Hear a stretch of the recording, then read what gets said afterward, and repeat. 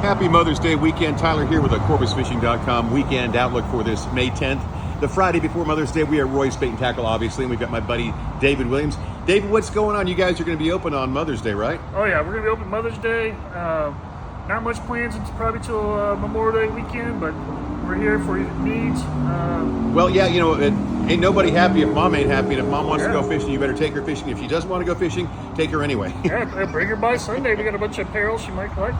You're right. And you got kayaks. What's anything going on? You've got the usual stuff.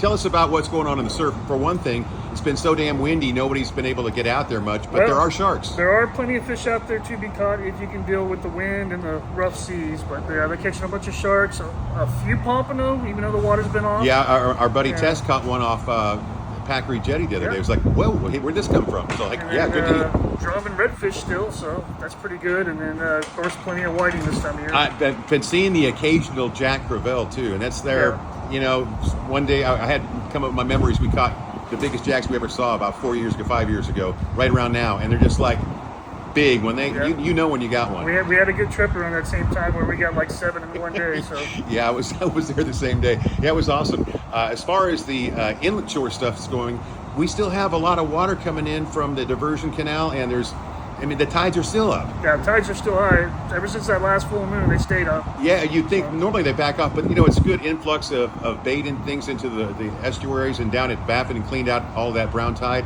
And I understand from what some of the guides have been saying, in the mornings, the overnight, the fish like the drum and redfish and trout have been feeding on, you know, those little potato chip crabs that go floating down there, or shrimp. And then back when it gets warm, they're like up in the flats and those spawning in those sand pockets. And same thing with flounder. They're around the passes and around those corners. So like right now, especially when you have the easterly winds, look for like Nighthawk or Shamrock Cove to get some protection from wind and get some clear water.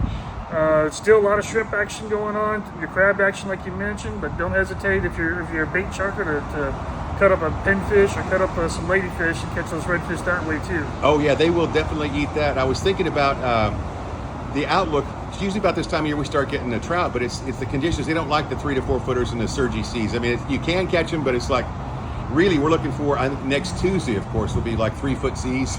Yeah. So if you're off next Tuesday, you might want to dust off those Mirror Lures, the She Dogs, my favorite. Also, Mirror Lure is one of our sponsors, and I appreciate them, and also Fish Bites. And of course, Roy's Bait and Tackle. And of course, let's see, the Bait Bucket, and Frank's Wind and Wave, all your surf gear, the trendy surf gear, and Blue Streak Fabrication. And of course, Mimi and Papa's our newest sponsor. Have you been over there? It's nice. They've got, I'm sure, check out, they'll have a Sunday deal for moms, I'm sure. And on Saturdays, it's always a good time. And they probably will have live music. We'll check that out. For more information and to post your fishing reports, come see us at CorpusFishing.com. Thanks, David. You're welcome.